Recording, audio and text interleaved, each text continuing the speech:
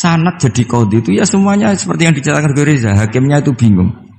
Karena memutuskan ini tanah milik siapa, harta karun. Dulu kamu kira Nabi Sulaiman itu serius ya enggak, beliau itu relax.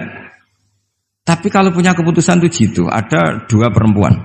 Ya sebut saja dalam tafsir-tafsir misalnya Soghirah sama Gabiroh. Sama punya anak kecil ya, karena masih keluarga anaknya itu mirip. Kemudian anak yang satu itu dimakan serigala. Hilang.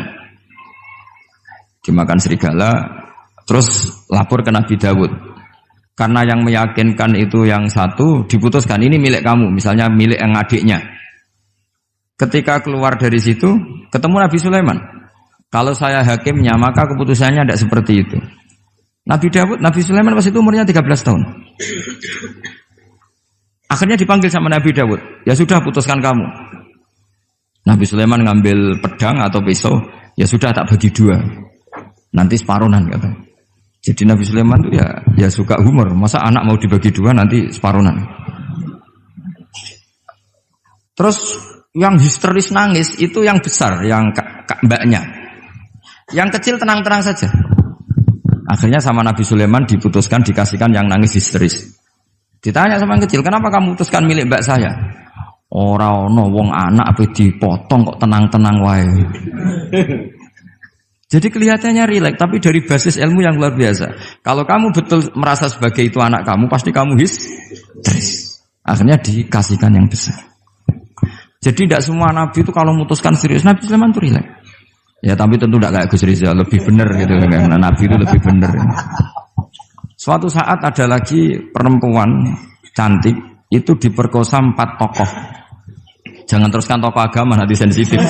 Tokoh gitu saja. Memang tokoh ini, orang terpandang. Setelah hamil, si 4 orang tersangka ini bilang bahwa yang menghamil itu anjing. Karena zaman itu zaman yang mungkin diktatorial ya. Ya sudah diam gitu saja.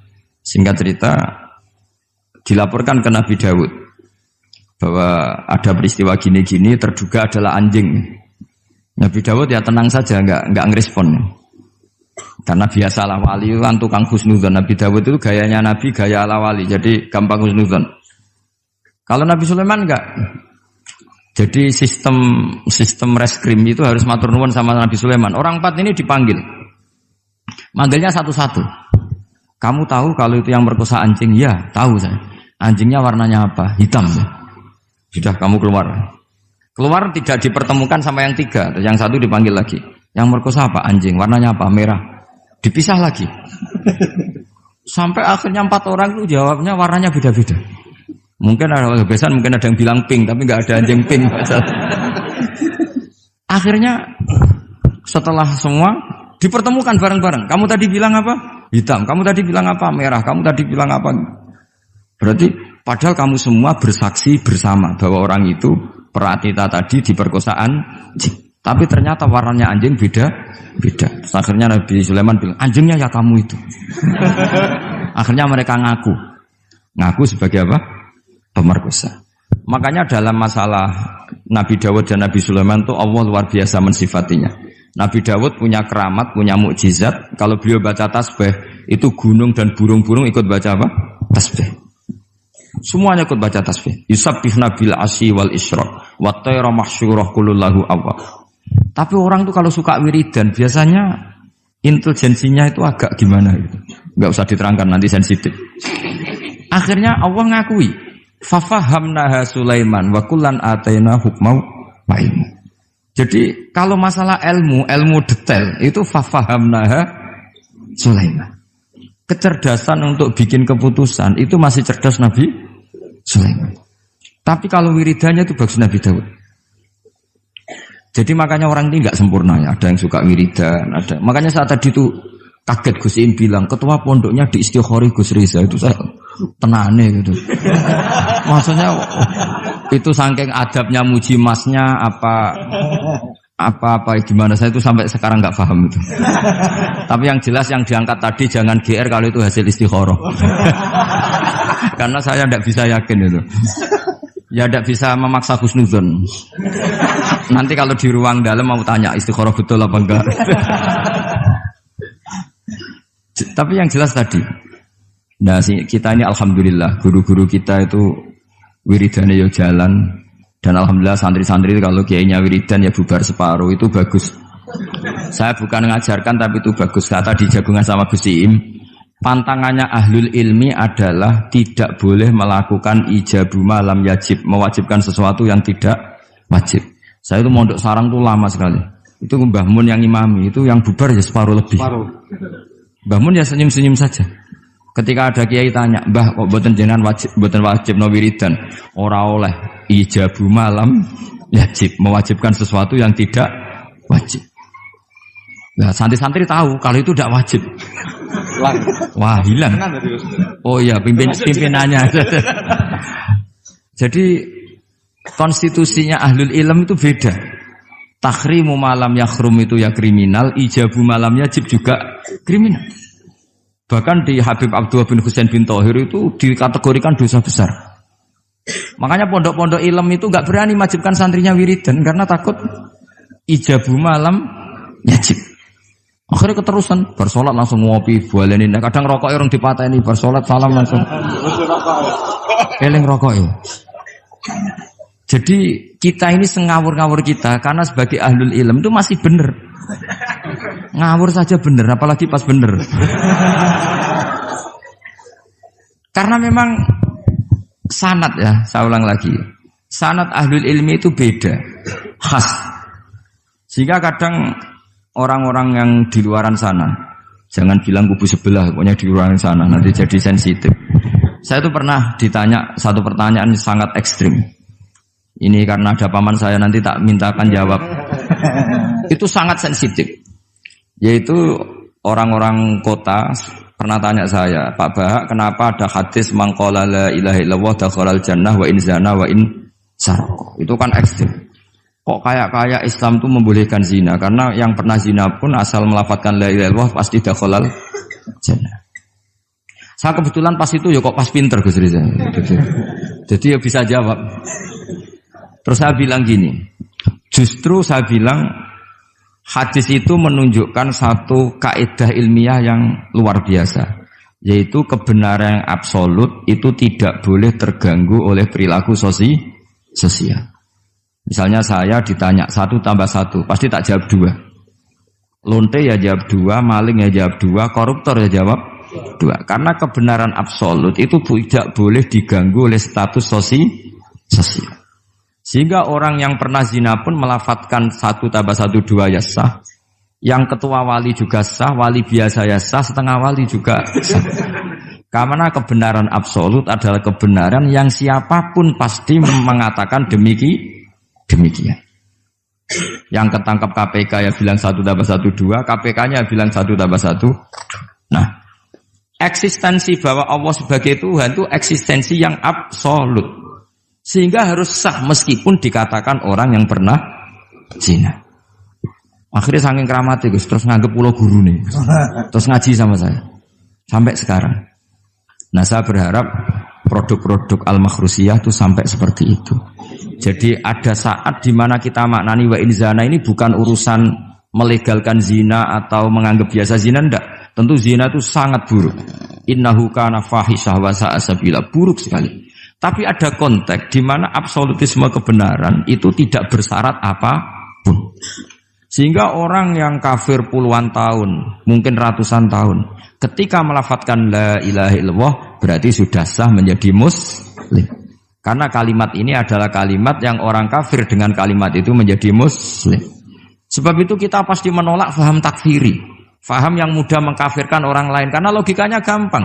Wong kalimat ini yang kafir saja menjadi muslim, lagi sing tukang wiridan la ilaha illallah malah dianggap kafir. Iku tahu mikir, tahu ora kan kira-kira seperti itu. Jadi ya sekali-kali saya serius ben pamane bangga ponakane alim.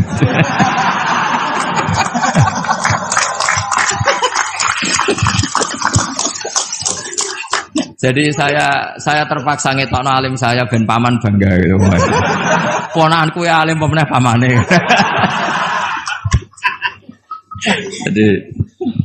Jadi ini rileks ya. Jadi saya mohon sekali pemahaman hadis itu harus komprehensif, harus utuh. Sehingga zaman itu bukan sekedar kita. Abu Dzar itu sahabat yang khusyuk itu ya protes. Yang benar ya Rasulullah, masa wa in zana wa in saraq. Diulang lagi. Yang benar ya Rasulullah. Sampai Nabi mengatakan 3 kali. Lama-lama Nabi sampai agak keras nadanya. Ngendikan ala rohmi anfi Abi Dzarrin. Oh dasar wong grumbung kandhani ra ngandel gitu. Karena Abu Dzar itu orang khusyuk. Beliau tidak siap kalau orang yang pernah salah seperti itu kemudian tetap dakhalal jannah atau sah melafadzkan la ilaha illallah. Tapi dengan penjelasan ilmiah yang saya utarakan tadi, itu memang ini bukan masalah pelegalan zina atau nganggap zina biasa enggak, tapi masalah absolutisme kebenaran itu akan diakui oleh siapapun dan pihak manapun dan akan sah dari siapapun. Sehingga orang yang kafaratula umrih, dia kafir tula umrih, 80 tahun dia kafir. Kemudian pas mau mati melafadzkan la ilaha illallah Muhammadur Rasulullah, tetap sebagai berstatus mukmin. Qul lil ladzina kafaru iyantahu yughfar lahum ma qad salaf. Katakan kepada orang kafir sekali dia menghentikan kekafirannya dengan talaffuz di kalimat syahadah, maka otomatis menjadi muslim. Nah soal nanti masuk surga ya bisa kapan-kapan kan? Allah tidak bilang harus sekarang kan? Ya nunggu kita duluan kira-kira nak bejo itu. Tapi saya berkali-kali ngaji sudah orang Islam tuh yang senang. Kita ini sudah dikasih kunci surga, miftahul jannah la ilaha illallah. Kamu harusnya nggak bisa masuk neraka. Kamu nggak pegang kuncinya kok kamu mau masuk itu gimana? Tapi ada teman saya bilang neraka ora ono pintune Gus langsung mah. Lah kalau kamu pikiran gitu semoga ke situ saya bilang gitu. Jadi makanya kamu yang pede saja. Umumnya orang itu kunci itu rahasia. Ini sudah dikasih tahu sama Kanjeng Nabi, yaitu miftahul jannah la ilaha illallah. Sudah punya kuncinya. Alamatnya juga sudah jelas. Alamatnya itu ya sakho. Karena kalau as-sakhiyu qaribun minallah, qaribun minal jannah. Kalau sampean kepengin tahu alamat neraka, ya bakhil tadi. Itu qaribun minan nar. Jadi kalau kamu tanya alamat neraka di mana Gus? Kalau kamu medit, dikir, ya itu dekat-dekat situ. Itu neraka. Nah saya enggak di dekat-dekat situ, makanya saya enggak tahu neraka di mana saya tahu. Jadi saya mohon sekali, di balik saya sering guyon sama Gus Riza Gus Siim, kita ini membawa sanad yang berat. Karena di sini ada zuriatnya Kiai Makhrus, ada zuriatnya leluhur saya. Harus zuriatam ba'duha mim. Jangan sampai buyut-buyut kita yang sudah meninggal statusnya rubah karena ulah para cucunya. Kayak yang dialami tadi Yahuda bin Yakub bin Ishak bin Ibrahim. Nah kita tidak pernah tahu Yahuda itu apakah agama, apa marga. Itu masih jadi perdebatan. Karena kalau kamu kritik sebagai agama juga nanti repot karena ada ayat innalladzina amanu walladzina hadu wan nasara wassabiin. Terus man amana billahi wal yaumil akhir. Artinya ada ayat di mana orang-orang iman dan orang-orang hadu. Nah, kalau hadu ini kamu anggap satu faham agama nanti repot. Masa Yahudi kok disejajarkan innalladzina amanu walladzina hadu. Makanya ini jadi perdebatan para ahli tafsir. Makanya ada ahli tafsir maknanya innalladzina amanu walladzina hadu lan wong sing tahu Yahudi. Ini balaghah bi'tibari makana. Pakai status dulu. Mau tidak mau secara bahasa memang seperti itu. Misalnya ada preman tobat di tangan Gus Riza mesti bilang, "Gus iki preman sing wis tobat." Jare wis tobat kok diarani preman. Itu namanya bi'tibari makana. Jadi dengan status yang dulu. Iki wong kafir tapi saiki wis Islam. Lho wis Islam kok diarani wong kafir. Ya, ada yang maknani sehingga enggak perlu kamu jadi orang liberal yang menyamakan semua agama terus dalil innalladzina amanu walladzina hadu wan nasara wasabiin man amana. Semua agama itu sama. Buktinya ayat itu sama, pakai wawu ataf. Iku ora tau ngaji tafsir Mbak Gus Riza kira-kira gitu. Kalau sudah ngaji tafsir insyaallah enggak akan seperti itu. Jadi ayat itu ada ilmunya. Dan alhamdulillah di pondok sini, di pondok Lirboyo juga diajarkan ilmu balaghah. Jadi kadang penamaan itu bukan sekarang tapi bi'tibari makana. Ngitung dulu. Paham ya? Kayak kita mengatakan ini kafir tapi sudah Islam. Itu paradok enggak? Wong sudah Islam kok dikatakan kafir. Iki dhisik santi goblok, saiki wis pinter. Goblok kok pinter. Ya, ngoten mawon Gus, mau karena bingung. Assalamualaikum warahmatullahi wabarakatuh. Waalaikumsalam warahmatullahi wabarakatuh.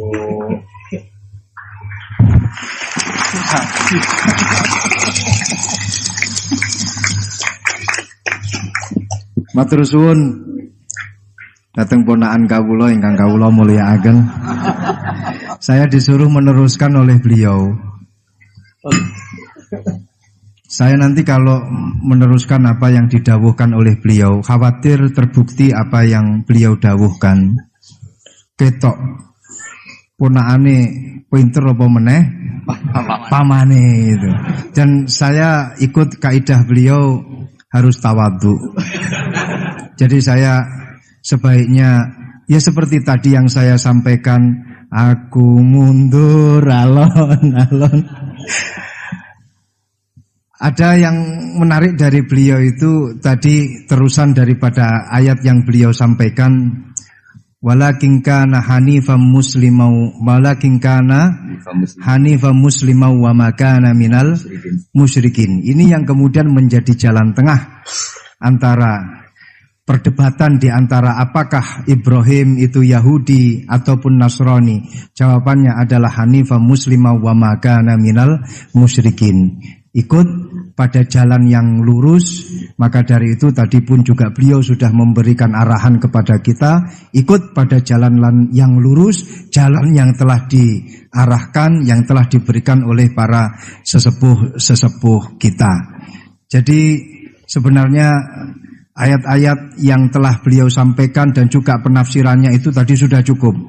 Kalian kalau mau mencari sesuatu, jawabannya itu ada di dalam Al-Quran semuanya. Dulu itu ada satu kisah yang disampaikan oleh Dr. Ali Toharoyan di dalam satu kitab tafsir Ayatul Ahkam yang beliau karang.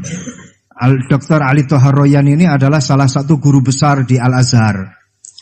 Beliau mengisahkan ada seorang yang fanatik sekali dengan Al-Quran.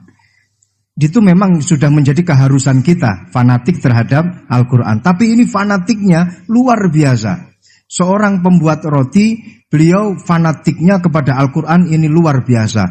Setiap kali ditanya oleh orang, apakah Al-Quran ini menerangkan tentang bagaimana caranya kita memasak? Ada jawabannya di dalam Al-Quran. Apakah di dalam Al-Quran itu ada caranya kita main sepak bola? Ada jawabannya, semua di dalam Al-Quran. Ma faratna fil kitabi min syai'. Fassalnahu tafsila. Semuanya sudah dijelaskan oleh Allah. Allah di dalam Al-Quran menjelaskan semuanya secara rinci malahan. Suatu ketika orang ini ditanya oleh salah satu tamunya, Anda yang fanatik terhadap Al-Quran? Iya, saya fanatik dan kita wajib fanatik terhadap Al-Quran. Sekarang saya ingin tahu jawabannya. Dari satu pertanyaan, apakah Al-Quran itu menjelaskan bagaimana caranya membuat roti? Anda kan sebagai pembuat roti, Anda sebagai tukang roti. Saya ingin ayatnya apa di dalam Al-Quran, bagaimana caranya membuat roti. Si tukang roti ini secara refleks langsung menjawab, ada. Ayatnya apa? Fas'alu ahla dzikri in kuntum la ta'lamun. Kalau tidak tahu, tanyalah kepada yang tahu. Jadi kalian kalau tidak tahu, tanyalah kepada Gus Baha. Itu yang wajib menjawab pun juga sebenarnya Gus Baha. Wal afu minkum. Assalamualaikum warahmatullahi wabarakatuh. Sanad jadi qadhi itu ya semuanya seperti yang diceritakan Reza. Hakimnya itu bingung. Karena memutuskan ini tanah milik siapa, harta karun. Dulu kamu kira Nabi Sulaiman itu serius, ya enggak, beliau itu rileks. Tapi kalau punya keputusan itu jitu. Ada dua perempuan, ya sebut saja dalam tafsir-tafsir misalnya Soghirah sama Gabiroh, sama punya anak kecil ya, karena masih keluarga anaknya itu mirip. Kemudian anak yang satu itu dimakan serigala, hilang. Dimakan serigala, terus lapor ke Nabi Dawud. Karena yang meyakinkan itu yang satu, diputuskan ini milik kamu, misalnya milik yang adiknya. Ketika keluar dari situ, ketemu Nabi Sulaiman.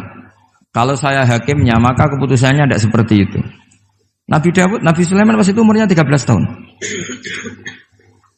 Akhirnya dipanggil sama Nabi Dawud. Ya sudah, putuskan kamu. Nabi Sulaiman ngambil pedang atau pisau, ya sudah tak bagi dua. Nanti separuhan katanya. Jadi Nabi Sulaiman itu ya suka humor. Masa anak mau dibagi dua nanti separuhan. Terus yang histeris nangis itu yang besar, yang mbaknya. Yang kecil tenang-tenang saja. Akhirnya sama Nabi Sulaiman diputuskan dikasihkan yang nangis histeris. Ditanya sama yang kecil, kenapa kamu putuskan milik mbak saya? Ora ono wong anak apa dipotong kok tenang-tenang wae. Jadi kelihatannya rileks, tapi dari basis ilmu yang luar biasa. Kalau kamu betul merasa sebagai itu anak kamu, pasti kamu histeris. Akhirnya dikasihkan yang besar. Jadi tidak semua nabi itu kalau memutuskan serius, Nabi Sulaiman itu rileks. Ya tapi tentu tidak kayak Gus Rizal, lebih benar gitu kan. Nabi itu lebih benar. Suatu saat ada lagi perempuan cantik itu diperkosa 4 tokoh. Jangan teruskan tokoh agama, nanti sensitif. Tokoh gitu saja. Memang tokoh ini orang terpandang. Setelah hamil, si 4 orang tersangka ini bilang bahwa yang menghamil itu anjing. Karena zaman itu zaman yang mungkin diktatorial ya. Ya sudah diam gitu saja. Singkat cerita dilaporkan ke Nabi Dawud bahwa ada peristiwa gini-gini terduga adalah anjing. Nabi Dawud ya tenang saja, enggak ngerespon. Karena biasa ala wali kan tukang husnudzon. Nabi Dawud itu gayanya Nabi, gaya ala wali. Jadi gampang husnudzon. Kalau Nabi Sulaiman enggak. Jadi sistem reskrim itu harus matur nuwun sama Nabi Sulaiman. Orang 4 ini dipanggil. Manggilnya satu-satu. Kamu tahu kalau itu yang merkosa anjing? Ya, tahu saya. Anjingnya warnanya apa? Hitam. Sudah, kamu keluar. Keluar tidak dipertemukan sama yang 3. Yang 1 dipanggil lagi. Yang merkosa apa? Anjing. Warnanya apa? Merah. Dipisah lagi. Sampai akhirnya 4 orang itu jawabnya warnanya beda-beda. Mungkin ada kebiasaan, mungkin ada yang bilang pink, tapi nggak ada anjing pink. Akhirnya setelah semua dipertemukan bareng-bareng. Kamu tadi bilang apa? Hitam. Kamu tadi bilang apa? Merah. Kamu tadi bilang apa? Berarti padahal kamu semua bersaksi bersama bahwa orang itu Pratita tadi diperkosaan anjing. Tapi ternyata warnanya anjing beda. Terus akhirnya Nabi Sulaiman bilang, anjingnya ya kamu itu. Akhirnya mereka ngaku sebagai apa? Pemerkosa. Makanya dalam masalah Nabi Dawud dan Nabi Sulaiman itu Allah luar biasa mensifatinya. Nabi Dawud punya keramat, punya mukjizat. Kalau beliau baca tasbih, itu gunung dan burung-burung ikut baca apa? Tasbih. Semuanya ikut baca tasbih. Yusabbihna bil asyi wal isyraq wa tayra mahsyurah kulullahu awwab. Tapi orang tuh kalau suka wiridan biasanya intelijensinya itu agak gimana gitu. Enggak usah diterangkan nanti sensitif. Akhirnya Allah ngakui, fafahamnaha Sulaiman wa kullan ataina hukmau wa ilmu. Jadi kalau masalah ilmu detail itu fafahamnaha Sulaiman. Kecerdasan untuk bikin keputusan itu masih cerdas Nabi Sulaiman. Tapi kalau wiridannya itu bagus Nabi Dawud. Jadi makanya orang ini nggak sempurna ya. Ada yang suka wiridan, ada. Makanya saat tadi itu kaget Gus Im bilang ketua pondoknya di Istighori Gus Riza itu saya tenane gitu. Maksudnya itu saking adabnya muji masnya apa gimana saya itu sampai sekarang nggak paham itu. Tapi yang jelas yang diangkat tadi jangan GR kalau itu hasil istikharah. Karena saya tidak bisa yakin itu. Ya tidak bisa memaksa husnudzon. Nanti kalau di ruang dalam mau tanya istikharah betul apa enggak. Tapi yang jelas tadi. Nah, kita ini alhamdulillah guru-guru kita itu wiridannya ya jalan. Dan alhamdulillah santri-santri itu kalau kiainya wiridan ya bubar separuh itu bagus. Saya bukan mengajarkan tapi itu bagus. Kata di jagungan sama Gus Im, pantangannya ahlul ilmi adalah tidak boleh melakukan ijabu malam yajib, mewajibkan sesuatu yang tidak wajib. Saya itu mondok sarang tuh lama sekali. Itu Mbah Mun yang imami, itu yang bubar ya separuh lebih. Mbah Mun ya senyum-senyum saja. Ketika ada kiai tanya, "Mbah, kok boten jenengan boten wajib no wiridan?" Ora oleh ijabu malam yajib, mewajibkan sesuatu yang tidak wajib. Nah, santri-santri tahu kalau itu tidak wajib. Wah, hilang. Oh iya, pimpinannya. Jadi konstitusinya ahlul ilm itu beda. Takhrimu malam yakhrum itu ya kriminal, ijabu malam yajib juga kriminal. Bahkan di Habib Abdullah bin Husain bin Thohir itu dikategorikan dosa besar. Makanya pondok-pondok ilm itu enggak berani wajibkan santrinya wiridan karena takut ijabu malam yajib. Akhirnya keterusan, bersolat langsung ngopi, bualenin. Kadang rokok orang dipateni, bersolat salam langsung. Eling rokok ya. Jadi kita ini sengawur-ngawur kita karena sebagai ahlul ilm itu masih bener. Ngawur saja bener, apalagi pas bener. Karena memang sanad ya, saya ulang lagi. Sanad ahlul ilmi itu beda, khas. Sehingga kadang orang-orang yang di luaran sana, jangan bilang kubu sebelah, pokoknya di luaran sana, nanti jadi sensitif. Saya itu pernah ditanya satu pertanyaan sangat ekstrim. Ini karena ada paman saya, nanti tak mintakan jawab. Itu sangat sensitif. Yaitu orang-orang kota pernah tanya saya, Pak Bahak, kenapa ada hadis mangqala la ilaha illallah dakhalal jannah wa in zana wa in sarqa. Itu kan ekstrim. Kok kayak Islam itu membolehkan zina? Karena yang pernah zina pun asal melafadzkan la ilaha illallah pasti dakhalal jannah. Saya kebetulan pas itu ya kok pas pinter Gus Riza. Jadi ya bisa jawab. Terus saya bilang gini, justru saya bilang hadis itu menunjukkan satu kaidah ilmiah yang luar biasa, yaitu kebenaran yang absolut itu tidak boleh terganggu oleh perilaku sosial. Misalnya saya ditanya 1 tambah 1, pasti tak jawab 2. Lonte ya jawab 2, maling ya jawab 2, koruptor ya jawab 2. Karena kebenaran absolut itu tidak boleh diganggu oleh status sosial. Sehingga orang yang pernah zina pun melafatkan 1 tambah 1 2 ya sah.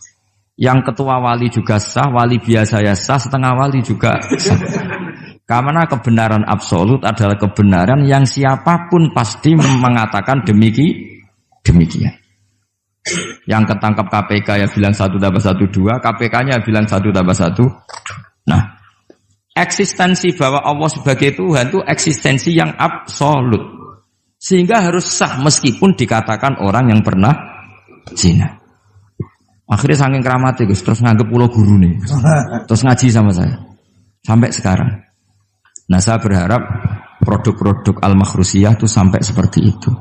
Jadi ada saat di mana kita maknani wa in zina ini bukan urusan melegalkan zina atau menganggap biasa zina, enggak. Tentu zina itu sangat buruk.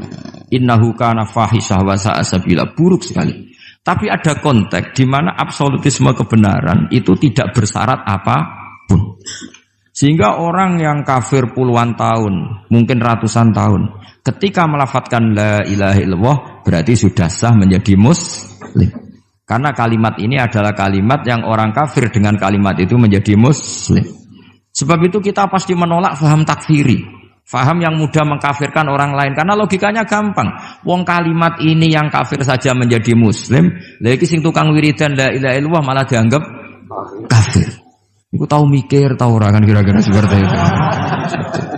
Jadi ya sekali-kali saya serius ben pamane bangga ponakane alim.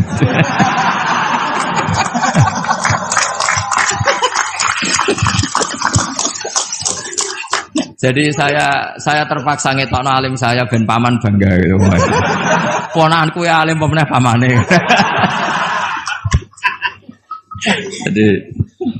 Jadi ini rileks ya. Jadi saya mohon sekali pemahaman hadis itu harus komprehensif, harus utuh. Sehingga zaman itu bukan sekedar kita. Abu Dzar itu sahabat yang khusyuk itu ya protes. Yang benar ya Rasulullah, masa wa in zana wa in saraq. Diulang lagi. Yang benar ya Rasulullah. Sampai Nabi mengatakan 3 kali. Lama-lama Nabi sampai agak keras nadanya. Ngendikan ala rohmi anfi Abi Dzar. Oh dasar wong grumbung kandhani ra ngandel gitu. Karena Abu Dzar itu orang khusyuk. Beliau tidak siap kalau orang yang pernah salah seperti itu kemudian tetap dakhalal jannah atau sah melafadzkan la ilaha illallah. Tapi dengan penjelasan ilmiah yang saya utarakan tadi, itu memang ini bukan masalah pelegalan zina atau nganggap zina biasa, enggak. Tapi masalah absolutisme kebenaran itu akan diakui oleh siapapun dan pihak manapun dan akan sah dari siapapun. Sehingga orang yang kafaratula umrih, dia kafir tula umrih, 80 tahun dia kafir. Kemudian pas mau mati melafadzkan la ilaha illallah Muhammadur Rasulullah, tetap sebagai berstatus mukmin. Qul lil ladzina kafaru iyantahu yughfar lahum ma qad salaf. Katakan kepada orang kafir sekali dia menghentikan kekafirannya, dengan talaffuz di kalimat syahadah maka otomatis menjadi muslim. Nah soal nanti masuk surga ya bisa kapan-kapan kan? Allah tidak bilang harus sekarang kan? Ya nunggu kita duluan kira-kira gitu. Nak bejo itu. Tapi saya berkali-kali ngaji sudah orang Islam tuh yang senang. Kita ini sudah dikasih kunci surga, miftahul jannah la ilaha illallah. Kamu harusnya nggak bisa masuk neraka. Kamu nggak pegang kuncinya kok. Kamu mau masuk itu gimana? Tapi ada teman saya bilang, neraka ora ono pintune Gus langsung mah. Lah kalau kamu pikiran gitu semoga ke situ saya bilang gitu. Jadi makanya kamu yang pede saja. Umumnya orang itu kunci itu rahasia. Ini sudah dikasih tahu sama Kanjeng Nabi yaitu miftahul jannah la ilaha illallah. Sudah punya kuncinya. Alamatnya juga sudah jelas. Alamatnya itu ya sakho. Karena kalau as-sakhiyu qaribun minallah qaribun minal jannah. Kalau sampean kepengin tahu alamat neraka ya bakhil tadi. Itu qaribun minan nar. Jadi kalau kamu tanya alamat neraka di mana Gus? Kalau kamu medit, kikir, ya itu dekat-dekat situ. Itu neraka. Nah saya nggak di dekat-dekat situ, makanya saya nggak tahu neraka di mana saya tahu. Jadi saya mohon sekali, dibalik saya sering guyon sama Gus Riza Gusim, kita ini membawa sanad yang berat, karena di sini ada zuriatnya Kiai Makhrus, ada zuriatnya leluhur saya, harus zuriatam ba'duha mim. Jangan sampai buyut-buyut kita yang sudah meninggal statusnya rubah karena ulah para cucunya, kayak yang dialami tadi Yahuda bin Yakub bin Ishak bin Ibrahim. Nah kita tidak pernah tahu Yahuda itu apakah agama, apa marga, itu masih jadi perdebatan. Karena kalau kamu kritik sebagai agama juga nanti repot karena ada ayat innalladzina amanu walladzina hadu wan nasara wassabiin. Terus man amana billahi wal yaumil akhir. Artinya ada ayat di mana orang-orang iman dan orang-orang hadu. Nah, kalau hadu ini kamu anggap satu faham agama nanti repot. Masa Yahudi kok disejajarkan innalladzina amanu walladzina hadu. Makanya ini jadi perdebatan para ahli tafsir. Makanya ada ahli tafsir maknanya innalladzina amanu walladzina hadu lan wong sing tahu Yahudi. Ini balaghah bi'tibari makana. Pakai status dulu. Mau tidak mau secara bahasa memang seperti itu. Misalnya ada preman tobat di tangan Gus Riza mesti bilang, "Gus iki preman sing wis tobat." Jare wis tobat kok diarani preman, itu namanya bi'tibari makana. Jadi dengan status yang dulu. Iki wong kafir tapi saiki wis Islam. Lho wis Islam kok diarani wong kafir. Ya, ada yang maknani sehingga enggak perlu kamu jadi orang liberal yang menyamakan semua agama terus dalil innalladzina amanu walladzina hadu wan nasara wasabiin man amana. Semua agama itu sama. Buktinya ayat itu sama, pakai wawu ataf. Iku ora tau ngaji tafsir Mbak Gus Riza kira-kira gitu. Kalau sudah ngaji tafsir insyaallah enggak akan seperti itu.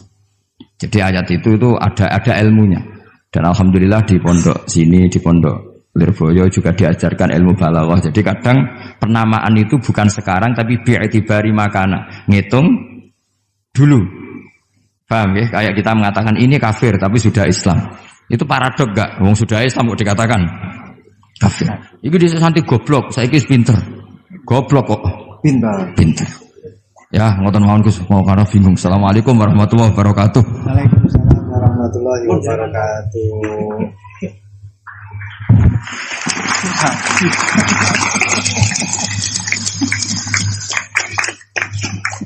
Matur suwun dateng ponakan kawula ingkang kawula mulyakaken. Saya disuruh meneruskan oleh beliau. Saya nanti kalau meneruskan apa yang didawuhkan oleh beliau, khawatir terbukti apa yang beliau dawuhkan. Ketok ponakane pinter apa meneh pamane itu. Dan saya ikut kaidah beliau harus tawadhu. Jadi saya sebaiknya ya seperti tadi yang saya sampaikan, aku mundur alon-alon. Ada yang menarik dari beliau itu tadi terusan daripada ayat yang beliau sampaikan, walakin kana hanifan muslimau wa ma kana minal musyrikin. Ini yang kemudian menjadi jalan tengah antara perdebatan di antara apakah Ibrahim itu Yahudi ataupun Nasrani. Jawabannya adalah hanifan muslimau wa ma kana minal musyrikin. Ikut pada jalan yang lurus. Maka dari itu tadi pun juga beliau sudah memberikan arahan kepada kita, ikut pada jalan yang lurus, jalan yang telah diarahkan, yang telah diberikan oleh para sesepuh kita. Jadi sebenarnya ayat-ayat yang telah beliau sampaikan dan juga penafsirannya itu tadi sudah cukup. Kalian kalau mau mencari sesuatu, jawabannya itu ada di dalam Al-Quran semuanya. Dulu itu ada satu kisah yang disampaikan oleh Dr. Ali Toharoyan di dalam satu kitab tafsir Ayatul Ahkam yang beliau karang. Dr. Ali Toharoyan ini adalah salah satu guru besar di Al-Azhar. Beliau mengisahkan ada seorang yang fanatik sekali dengan Al-Quran. Itu memang sudah menjadi keharusan kita, fanatik terhadap Al-Quran. Tapi ini fanatiknya luar biasa. Seorang pembuat roti, beliau fanatiknya kepada Al-Quran ini luar biasa. Setiap kali ditanya oleh orang, apakah Al-Quran ini menerangkan tentang bagaimana caranya kita memasak? Ada jawabannya di dalam Al-Quran. Apakah di dalam Al-Quran itu ada caranya kita main sepak bola? Ada jawabannya, semua di dalam Al-Quran. Ma faratna fil kitabi min syai'. Fassalnahu tafsila. Semuanya sudah dijelaskan oleh Allah. Allah di dalam Al-Quran menjelaskan semuanya secara rinci malahan. Suatu ketika orang ini ditanya oleh salah satu tamunya, Anda yang fanatik terhadap Al-Quran? Iya, saya fanatik dan kita wajib fanatik terhadap Al-Quran. Sekarang saya ingin tahu jawabannya. Dari satu pertanyaan, apakah Al-Quran itu menjelaskan bagaimana caranya membuat roti? Anda kan sebagai pembuat roti, Anda sebagai tukang roti. Saya ingin ayatnya apa di dalam Al-Quran, bagaimana caranya membuat roti. Si tukang roti ini secara refleks langsung menjawab, ada.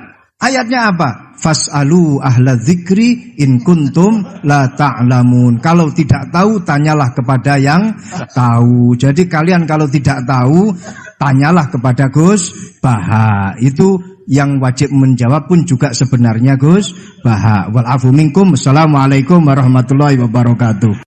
Sanad jadi qadhi itu ya semuanya seperti yang diceritakan Reza. Hakimnya itu bingung. Karena memutuskan ini tanah milik siapa, harta karun. Dulu kamu kira Nabi Sulaiman itu serius, ya enggak, beliau itu rileks. Tapi kalau punya keputusan itu gitu, ada dua perempuan. Ya sebut saja dalam tafsir-tafsir misalnya Soghirah sama Gabiroh. Sama punya anak kecil, ya, karena masih keluarga anaknya itu mirip. Kemudian anak yang satu itu dimakan serigala. Hilang. Dimakan serigala, terus lapor ke Nabi Dawud.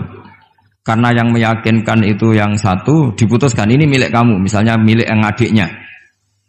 Ketika keluar dari situ, ketemu Nabi Sulaiman. Kalau saya hakimnya, maka keputusannya tidak seperti itu. Nabi Sulaiman pas itu umurnya 13 tahun. Akhirnya dipanggil sama Nabi Dawud. Ya sudah, putuskan kamu. Nabi Sulaiman ngambil pedang atau pisau. Ya sudah, tak bagi dua. Nanti separuhan katanya. Jadi Nabi Sulaiman itu ya suka humor. Masa anak mau dibagi dua nanti separuhan. Terus yang histeris nangis itu yang besar, yang mbaknya. Yang kecil tenang-tenang saja. Akhirnya sama Nabi Sulaiman diputuskan dikasihkan yang nangis histeris. Ditanya sama yang kecil, kenapa kamu putuskan milik mbak saya? Ora ono wong anak apa dipotong kok tenang-tenang wae. Jadi kelihatannya rileks, tapi dari basis ilmu yang luar biasa. Kalau kamu betul merasa sebagai itu anak kamu, pasti kamu histeris. Akhirnya dikasihkan yang besar. Jadi tidak semua nabi itu kalau memutuskan serius. Nabi Sulaiman itu rileks. Ya tapi tentu tidak kayak Gus Rizal, lebih benar gitu. Karena nabi itu lebih benar. Suatu saat ada lagi perempuan cantik itu diperkosa 4 tokoh. Jangan teruskan tokoh agama, nanti sensitif. Tokoh gitu saja. Memang tokoh ini, orang terpandang. Setelah hamil, si 4 orang tersangka ini bilang bahwa yang menghamil itu anjing. Karena zaman itu zaman yang mungkin diktatorial ya. Ya sudah, diam gitu saja. Singkat cerita, dilaporkan ke Nabi Dawud bahwa ada peristiwa gini-gini, terduga adalah anjing. Nabi Dawud ya tenang saja, enggak ngerespon. Karena biasalah wali itu kan tukang husnudzon. Nabi Dawud itu gayanya Nabi, gaya ala wali, jadi gampang husnudzon. Kalau Nabi Sulaiman enggak. Jadi sistem reskrim itu harus matur nuwun sama Nabi Sulaiman. Orang 4 ini dipanggil. Manggilnya satu-satu. Kamu tahu kalau itu yang merkosa anjing? Ya, tahu saya. Anjingnya warnanya apa? Hitam ya. Sudah kamu keluar. Keluar tidak dipertemukan sama yang 3. Yang 1 dipanggil lagi. Yang merkosa apa? Anjing. Warnanya apa? Merah. Dipisah lagi. Sampai akhirnya 4 orang itu jawabnya warnanya beda-beda. Mungkin ada kebiasaan, mungkin ada yang bilang pink, tapi nggak ada anjing pink.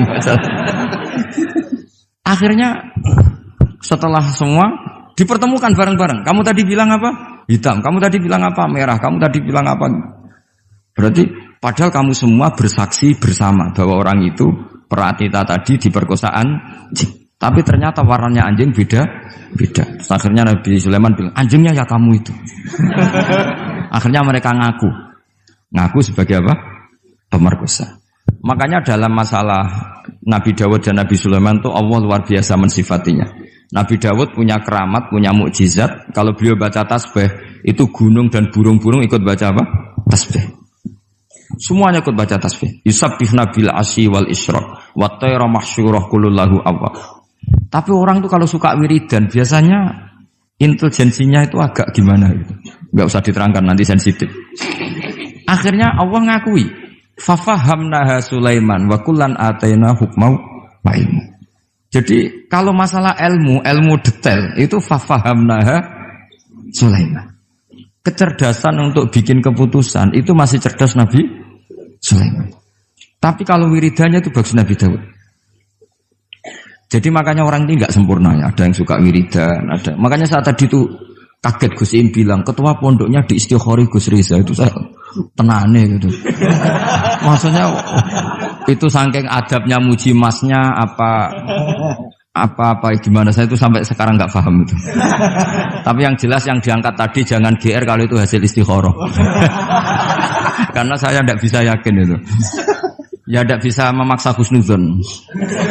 Nanti kalau di ruang dalam mau tanya istikharah betul apa enggak.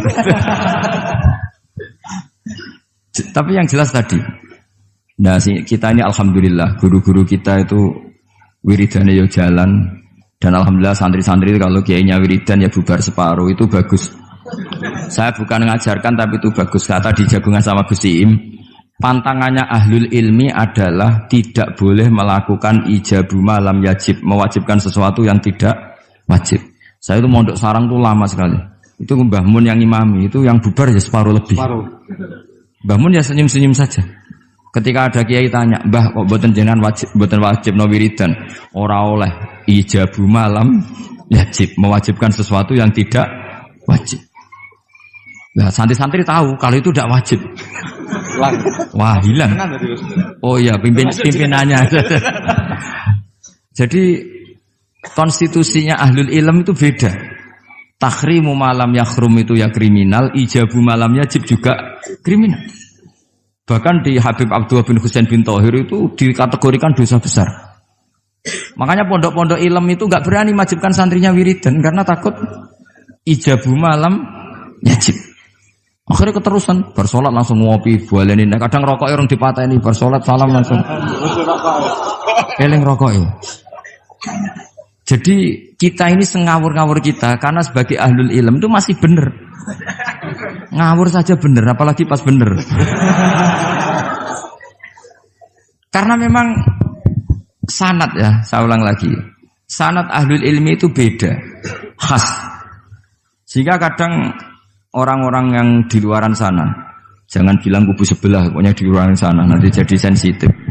Saya itu pernah ditanya satu pertanyaan sangat ekstrim. Ini karena ada paman saya nanti tak mintakan jawab. Itu sangat sensitif. Yaitu orang-orang kota pernah tanya saya, Pak Bahak, kenapa ada hadis mangqala la ilaha illallah dakhalal jannah wa in zana wa in sarqa. Itu kan ekstrim.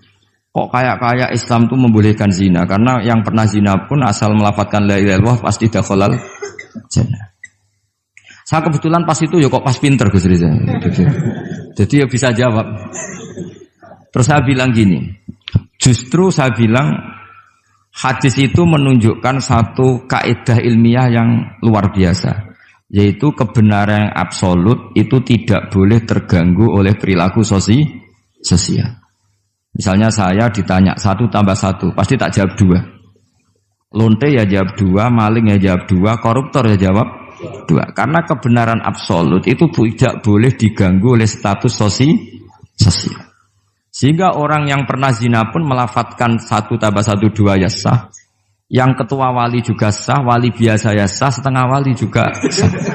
Karena kebenaran absolut adalah kebenaran yang siapapun pasti mengatakan demikian. Yang ketangkap KPK ya bilang 1 tambah 1 2, KPK-nya bilang 1 tambah 1.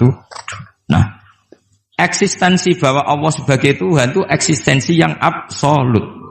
Sehingga harus sah meskipun dikatakan orang yang pernah zina. Akhirnya saking keramatnya Gus, terus nganggep pulau guru nih, terus ngaji sama saya sampai sekarang. Nah saya berharap produk-produk al-makhrusiyah itu sampai seperti itu. Jadi ada saat di mana kita maknani wa in zina ini bukan urusan melegalkan zina atau menganggap biasa zina, enggak. Tentu zina itu sangat buruk. Innahu kana fahisyah wa sa'a sabila, buruk sekali. Tapi ada konteks di mana absolutisme kebenaran itu tidak bersyarat apapun. Sehingga orang yang kafir puluhan tahun, mungkin ratusan tahun, ketika melafadzkan la ilaha illallah berarti sudah sah menjadi muslim. Karena kalimat ini adalah kalimat yang orang kafir dengan kalimat itu menjadi muslim. Sebab itu kita pasti menolak faham takfiri. Faham yang mudah mengkafirkan orang lain. Karena logikanya gampang. Wong kalimat ini yang kafir saja menjadi muslim. Lagi sing tukang wiridan la ilaha illallah malah dianggap kafir. Iku tahu mikir, tahu orang kan kira-kira seperti itu. Jadi ya sekali-kali saya serius. Ben pamane bangga ponakane alim.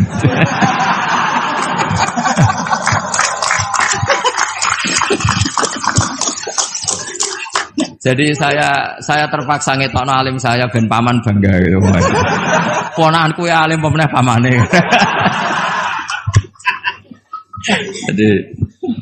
Jadi ini rileks ya. Jadi saya mohon sekali pemahaman hadis itu harus komprehensif, harus utuh. Sehingga zaman itu bukan sekedar kita. Abu Dzar itu sahabat yang khusyuk itu ya protes. Yang benar ya Rasulullah, masa wa in zana wa in saroko. Diulang lagi. Yang benar ya Rasulullah. Sampai Nabi mengatakan 3 kali. Lama-lama Nabi sampai agak keras nadanya.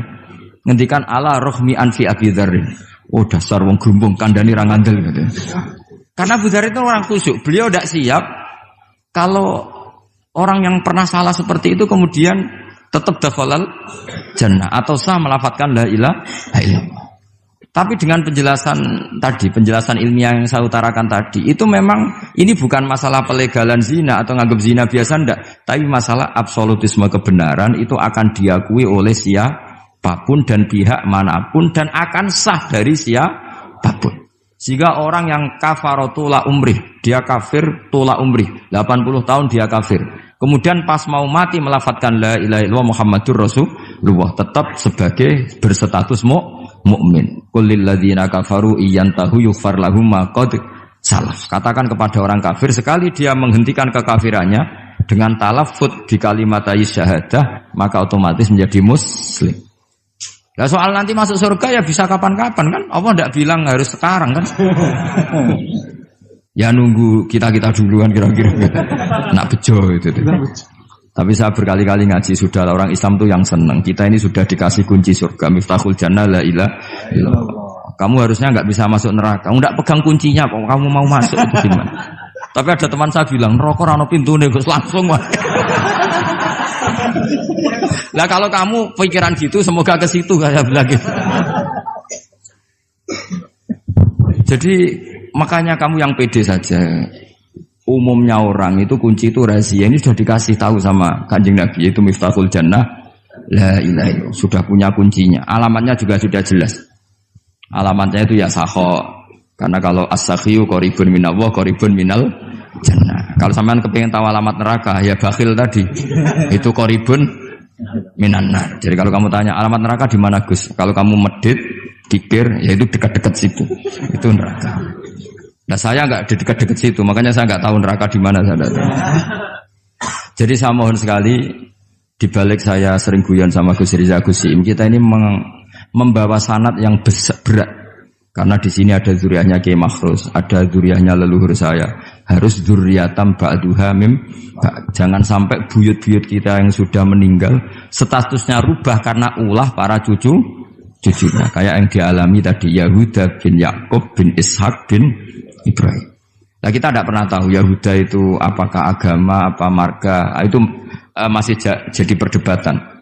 Karena kalau kamu kritik sebagai agama juga nanti repot karena ada ayat innalladzina amanu walladzina hadu wan nasara wassabiin. Terus man amana billahi wal yaumil akhir. Artinya ada ayat di mana orang-orang iman dan orang-orang hadu.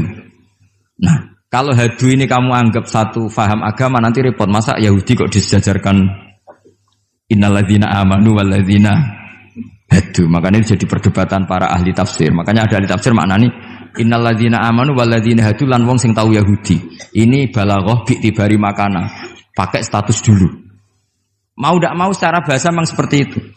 Misalnya ada preman tobat di tangan Gus Riza mesti bilang, "Gus iki preman sing wis tobat." Jare wis tobat kok diarani preman. Itu namanya bi'tibari makana. Jadi dengan status yang dulu. Iki wong kafir tapi saiki wis Islam. Lho wis Islam kok diarani wong kafir. Ada yang maknani sehingga enggak perlu kamu jadi orang liberal yang menyamakan semua agama terus dalile innalladzina amanu walladzina hadu wan nasara wasabiin man amana. Semua agama itu sama. Buktinya ayat itu sama, pakai wawu ataf. Iku ora tau ngaji tafsir mbek Gus Riza kira-kira gitu. Kalau sudah ngaji tafsir insyaallah enggak akan seperti itu. Jadi ayat itu ada ilmunya. Dan alhamdulillah di pondok sini, di pondok Lirboyo juga diajarkan ilmu balaghah. Jadi kadang penamaan itu bukan sekarang tapi bi'tibari makana. Ngitung dulu. Paham ya? Kayak kita mengatakan ini kafir tapi sudah Islam. Itu paradok enggak? Wong sudah Islam kok dikatakan kafir. Iku dhisik santi goblok, saiki wis pinter. Goblok kok pinter. Ya, ngoten mawon Gus, mau karena bingung. Assalamualaikum warahmatullahi wabarakatuh. Waalaikumsalam warahmatullahi wabarakatuh.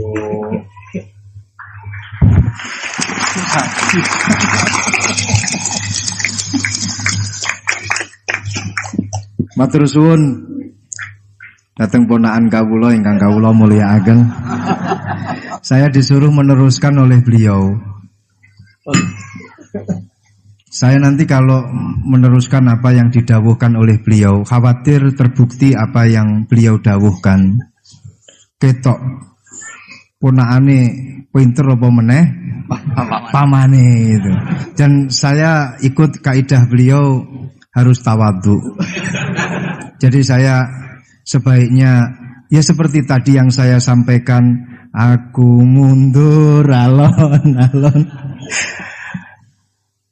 Ada yang menarik dari beliau itu tadi terusan daripada ayat yang beliau sampaikan, walakin kana hanifan muslimau